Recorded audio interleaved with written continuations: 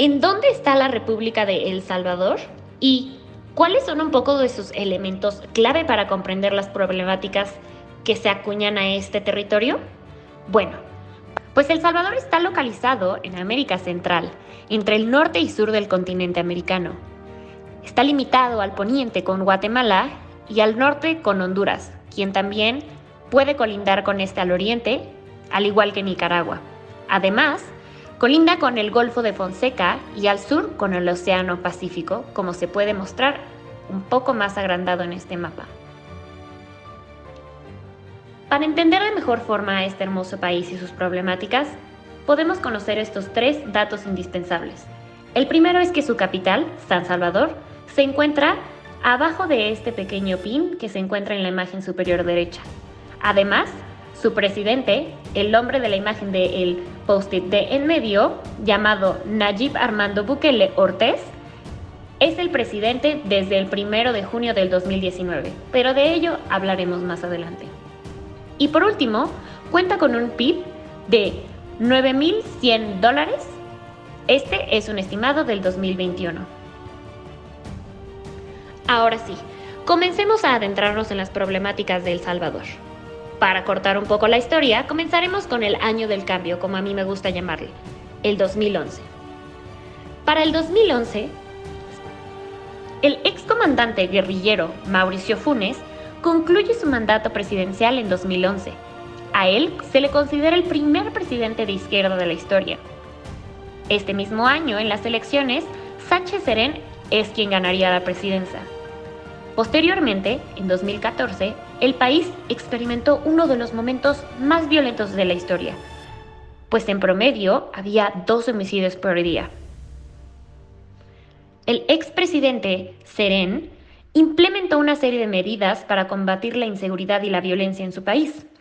Una de ellas fue el infamous Plan El Salvador Seguro, que pretendía la implementación de programas educativos, además de estos programas de empleo para jóvenes, en alguna situación vulnerable y propensos a caer en la integración de pandillas o como se le conocen, las maras.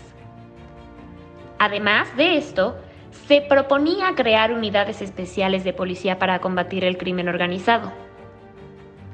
El plan ha sido hasta el día de hoy bastante polémico a nivel regional, pues se argumenta que las medidas de represión y militarización de la seguridad pública no son efectivas a largo plazo históricamente.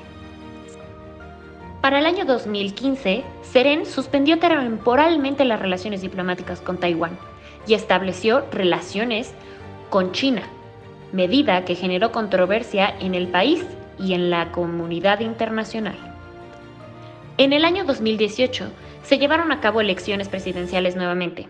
Estas dieron como ganador al candidato de la oposición, Nayib Bukele, quien era un joven empresario y exalcalde de San Salvador, quien se convertiría en el primer presidente en décadas en ganar sin el apoyo de los partidos tradicionales, la FMLN y Arena.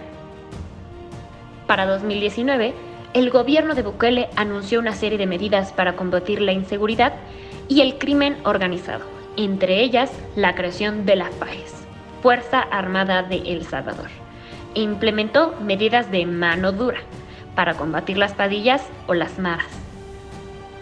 En 2021, después del primer año de la pandemia de COVID-19, Bukele y su partido, Nuevas Ideas, obtuvieron la victoria en las elecciones legislativas y municipales, consolidando aún más su poder en el país. Durante lo que va 2023, El Salvador sigue enfrentando grandes desafíos, incluyendo la inseguridad, violencia y, por supuesto, la corrupción. Además, la desigualdad socioeconómica y, por supuesto, el nuevo revuelo internacional sobre los derechos humanos de los presos y la violación a sus derechos humanos. Se ha hecho característico del territorio y ha permeado en áreas políticas, económicas y, aún más importante, sociales, para la conformación y desarrollo de la nación en un marco sumamente violento: las pandillas o maras del Salvador. Las pandillas del Salvador son grupos delictivos que incurren en el narcotráfico, extorsión, desaparición forzada, entre diversos delitos que aquejan diariamente a la sociedad. Su principal objetivo es controlar territorios para poder ejercer su poder y el manejo de los mercados ilegales, que son su principal fuente de ingresos. El Salvador ha sido un país sumamente violento en donde este elemento ha sido una constante en toda su historia, que se ha presentado en distintos ámbitos y de distintas maneras. Podemos identificar dos grandes momentos de la historia reciente del país en donde la violencia ha tenido auge. Primero, la Guerra Civil, un periodo de violencia política marcado por la atrocidad, el terror y la muerte, que azotó al país en los años 80 y que dejó tras de sí decenas de miles de muertos, una sociedad profundamente desgarrada y violentada, e innumerables secuelas y legados de horror. El segundo, la posguerra, periodo de fuerte desbordamiento de violencia social que con nuevos actores y expresiones desde los años 90 ha sumergido al país en un nuevo torrente de muerte y miedo. Ambos grandes momentos de violencia generaron las bases para la instauración de un orden institucional permeado completamente por la violencia y horror, así como de la normalización de la violencia en niveles sociales, por lo que los sucesos antes mencionados dejaron un legado político, cultural y social con grandes costos económicos.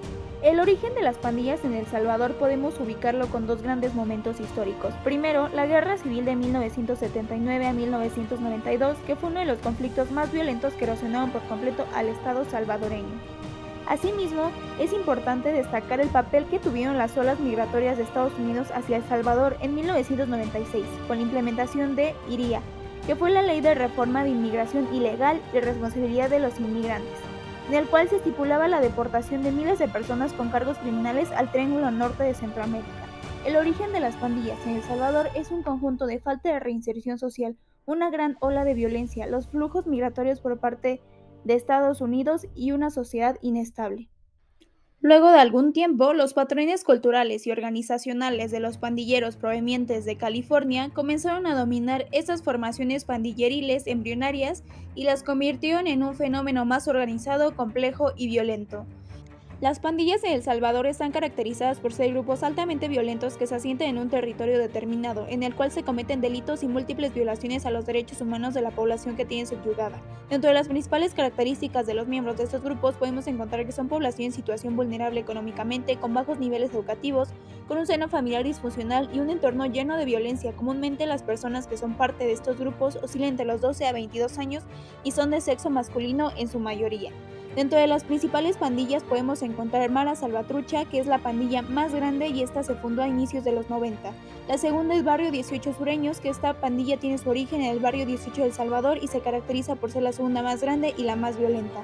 La tercera es Barrio 18 Revolucionarios, que el origen de esta pandilla viene de una ruptura con la pandilla Barrio 18 Sureños y esta está ubicada más al norte y al centro del país. La importancia para el Estado salvadoreño de las pandillas reside en todo el poder que estos grupos llegan a ejercer sobre la población y el gobierno, causando grandes problemas de seguridad a nivel nacional, interior y pública, poniendo en entredicho el Estado de Derecho y la capacidad de El Salvador de poder hacerle frente a las principales amenazas en todos los niveles. Hablando sobre temas económicos, según Forbes Centroamérica 2022, el costo de las pandillas es de $6,000 millones anuales, lo que equivale a un 20% de su Producto Interno Bruto. La estrategia de seguridad se encuentra plasmada en el marco del Plan de Control Territorial de las Fuerzas de Seguridad del Gobierno, el cual se declara haber sido realizado con consideración de los derechos humanos, la investigación y la inteligencia, que fue puesto en marcha desde el 2019 y que comprende 7 diferentes fases de aplicación, entre las cuales se encuentran ya anunciadas y aplicadas las primeras 5. La primera de ellas siendo la fase de preparación, en la cual el objetivo es el control de los territorios y el componente represivo contra los criminales. La segunda fase es llamada Oportunidades y su objetivo consiste en un enfoque preventivo por medio de la generación de mejores condiciones para los jóvenes. La tercera fase es denominada modernización de las fuerzas de seguridad del gobierno, y como parte de ella se busca mejorar el equipamiento y preparación del personal de la Policía Nacional Civil y de la Fuerza Armada de El Salvador, con la adquisición de equipo moderno como vehículos militares de última generación que son resistentes a diversos terrenos y cuentan con tecnología de punta como un sistema de dron. En la cuarta fase denominada incursión, el objetivo se centra en recuperar los territorios en las comunidades donde operaban los pandilleros, para lo cual se destinó la incorporación de 1,046 nuevos elementos de las FAES en apoyo a la Policía Nacional Civil y se desarrolló en conjunto con el Plan Transporte Seguro, cuyo fin era asegurar la protección de los usuarios de transporte público. La fase número 5 y última anunciada se llama extracción de criminales y en ella se busca extraer hasta el último terrorista de las comunidades de El Salvador. Y dentro de esta se ha implementado un mecanismo denominado cerco, el cual consiste en cercar las comunidades en las que se tenga indicios de actividad pandillera, poniendo retenes en todas las salidas y ejerciendo una búsqueda activa dentro del poblado para detener a presuntos pandilleros, principalmente identificados por sus tatuajes. Entre las medidas adicionales a las ya mencionadas, destaca la construcción del Centro de Confinamiento del Terrorismo, denominada como la cárcel más grande de América, que está construida para albergar a 40,000 presos. Hasta marzo de 2023, 4,000 presuntos pandilleros han sido trasladados a estas instalaciones. Las críticas internacionales incluyen denuncias por violaciones a derechos humanos, incluyendo tortura y detenciones arbitrarias. No obstante, a nivel interno, Bukele goza de niveles altos de aprobación, incluso siendo considerado como el mandatario latinoamericano mejor aprobado, lo cual ha iniciado rumores de una posible reelección en 2024, que a pesar de que en El Salvador no es legal, puede llevarse a cabo por medio de atajos legales. Como resultados tangibles de las medidas, El Salvador ha reportado un descenso importante en su tasa de violencia homicida, reportando un 7.8 por cada 100,000 habitantes en 2022, cifra más baja en la historia reciente de su país. Asimismo, se ha reportado un debilitamiento importante de la Mara Salvatrucha 13 con la captura de 10 de los 15 líderes de la misma. El caso de El Salvador nos ejemplifica la importancia del análisis objetivo de las políticas de diferentes países, pues a pesar de las críticas internacionales, dentro de El Salvador sí ha aumentado la percepción de seguridad y la aprobación se mantiene constante ante las medidas del presidente Bukele, lo cual nos deja a considerar que a veces la ciudadanía está dispuesta a sacrificar libertades a cambio de seguridad.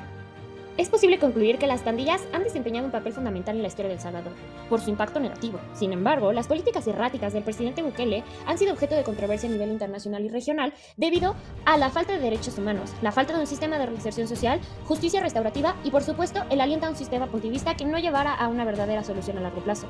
Es crucial, por esto, considerar las consecuencias que pueden surgir tras la finalización del mandato de Bukele y la conclusión de su plan. Por lo tanto, es necesario conocer las propuestas para el siguiente año, el siguiente gobierno, para promover la reconstrucción del tejido social en la nación y cuestionar el futuro de las personas encarceladas, ya que el problema debe ser eliminado de raíz.